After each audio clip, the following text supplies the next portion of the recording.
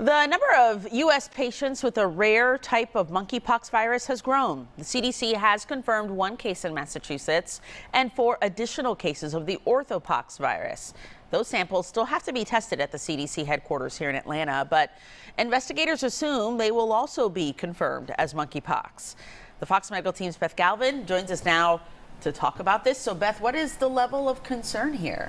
So Christine, I think, there is definitely a level of concern. The monkeypox virus is typically found in Central and West Africa, but we've had monkeypox outbreaks before. We had one in 2003, and it was tied to imported prairie dogs and other animals coming into the U.S. But it is not clear this time around how this virus is spreading into the U.S. and around the world, and that's what's concerning. And CDC investigators spoke with reporters on the phone this afternoon, and they say this investigation is in the very early stages, and they expect to identify some more cases. The CDC is investigating what it now believes are 5 U.S. monkeypox cases, all in men in Massachusetts, New York City, Florida, and 2 cases in Utah. All 5 had recently traveled internationally, investigators say, and a sample taken from a patient hospitalized in Massachusetts closely matches another case of a patient in Portugal with the virus. The agency says it is not clear how monkeypox is spreading, but some of the people exposed in the U.S. self-identify as gay or bisexual men, and the rash may resemble a sexually transmitted disease. Dr. John Brooks is a medical epidemiologist with the CDC's Division of HIV/AIDS Prevention.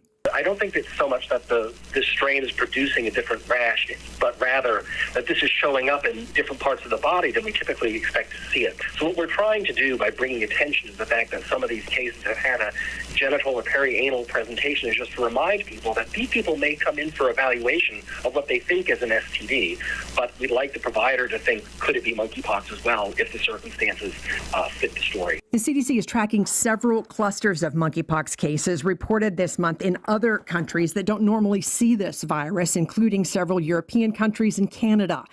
Monkeypox typically begins with fever, chills, headache, and swollen lymph nodes, and then will evolve into a distinctive rash on the body.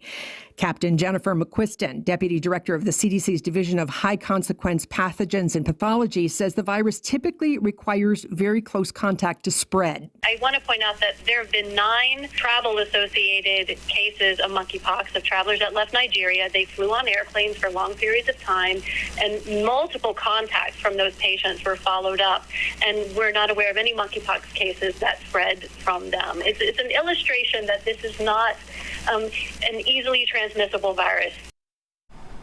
And Dr. McQuiston telling reporters this is not COVID-19, that you're not likely to be exposed or infected to this virus while you're at the grocery store or you're in other public settings. It requires close contact. But they do want Americans to be aware of this virus and this outbreak and the telltale rash.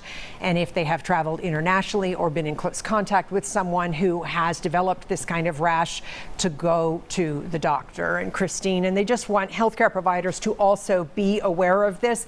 You can protect yourself from this virus, with the common PPE that they use for COVID-19. So this is the kind of thing that could be diagnosed in an office, in a doctor's office. Sure. With protective equipment being worn. But they really want healthcare providers to be on the aware and be on the lookout for this. And if you have any of those symptoms, like you said, to kind of raise the red flag and have it. But good to remember, we still only have 5 cases right now in the U.S., or 5 suspected cases. So still very, very small. All right. We'll keep watching what the CDC says. Thanks so much, Beth.